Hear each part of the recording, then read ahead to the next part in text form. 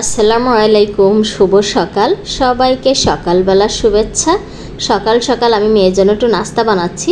আর এইখানে আমি কিভাবে নাস্তাটা বানাচ্ছি দেখেন, পাস্তা, নুডলস, তারপরে বরবটি আর ডিমটা আস্তর মধ্যে ভেঙে দিয়ে আস্ত দিয়ে দিয়েছি আর কি। তো এভাবে স্যুপ টাইপের আমি নাস্তাটা সকালবেলা বানিয়ে দিলাম।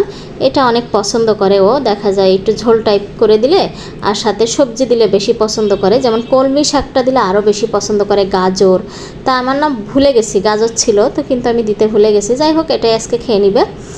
আর কিছু বাজার নিয়ে আসছিলো, সেটা একটু গুছিয়ে নিই। এখানে হচ্ছে মিষ্টি কুমড়া, আর সাথে হচ্ছে লেবু নিয়ে আসছি 1 দর্জন লেবুর তো এখন একটু দাম কম।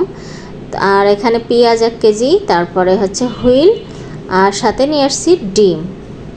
তো ডিমটা তো আসলে ঘরে লাগেই, এটা সবারই জানা কথা, প্রচুর ডিম লাগে। তো অনেকগুলোই ডিম নিয়ে আসা হয়েছে। আর আজকে শুধু মুরগির ডিমই নিয়ে আসা হয়েছে। আর হাঁসের ডিম আনতে চাইছিলাম, বাট হয়নি, পরে আনা যাবে। তো এই তো ডিমগুলোও নামিয়ে নিলাম। তো এটাই ছিল আমাদের আজকের বাজার। আমি বিছনাটা একটু রেডি করতে আসলাম। বাচ্চা কাচ্চা থাকলে না, যতই আপনি গুছাই রাখেন আসলে হয় না। আমি চেষ্টা করি, তারপরেও দেখা যায় বারবার এলোমেলো করে, বারবার বাচ্চা কাচ্চা থাকলে এলোমেলো করে। যাদের ঘরে বাচ্চা আছে তারা জানবেন। তো একজন একটা কথা বলছিল যে আমার বাচ্চা এখন খেলবে, খেলনা দিয়ে সারা ঘর ময়লা করে রাখবে, কারো যদি ভালো না লাগে সেজন্য আমার বাসায় না আসে। কারণ আমার বাচ্চার এই শৈশব জীবন আমি আর কখনো ফিরে পাবো না, ওর এই খেলাধুলা আর কখনো ফিরে পাবো না। তো এটা নিয়ে খারাপ লাগার কিচ্ছু নেই, বাচ্চা থাকলে এগুলো হবেই। তো মাঝে মধ্যে গুছাই রাখি, মাঝে মধ্যে মনে করি না থাক, আর মাঝে মধ্যে একটু রাগও করি, আবার মনে হয় না থাক, খেলছে খেলুক, আর কবে খেলবে, এরকম করি। যাই হোক, এটাই জীবন, মানে রাগ অভিমান সব কিছু ক্ষোভ নিয়েই জীবনটা বাস করতে হয়। যাই হোক, এখন আমি আবার আসলাম রুম ঝাড়ু দিতে। মানে কাজের তো কোনো শেষ নেই, বিশেষ করে যখন কাজের খেলা থাকে না তখন তো কাজের শেষ নেই। তো আমার তো কাজের খেলা আমি বাদ দিয়ে দিয়েছি, সবাই জানেন। তো এখন নিজের কাজ নিজেই করি, শান্তি আছে, মানসিকভাবে শান্তি পাই, কারণ ওদের দিলে খুবই অশান্তি লাগে। আর আমার না আজকে ঝাল ঝাল কিছু খেতে মন চাচ্ছে। তো আমি দেখেন কি খাচ্ছি, এখানে মরিচের গুঁড়া দিয়ে বিট লবণ, নর্মাল লবণ দিয়ে মেখে নিয়ে আসছি। আর এইটা হচ্ছে লেবু ছিলে এরম পিস পিস করে কেটে নিয়ে আসছি। বিশ্বাস করেন, এখন আমার গালে পানি চলে আসছে। বাট এগুলো আমি খেতে পারি, সমস্যা হয় যে আমার দাঁত টক হয়ে যায়, আগে হতো না।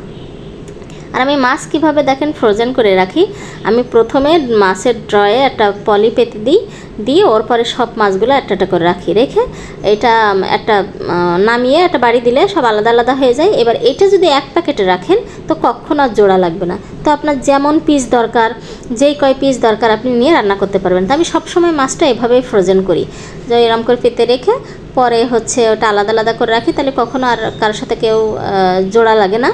তো এটা রান্না করতে মানে খুবই সুবিধা হয়, আবার দেখা যায় ভিজাইলেও দ্রুত হয়ে যায়। এখন আসলাম আমার থালা বাসনগুলো পরিষ্কার করতে।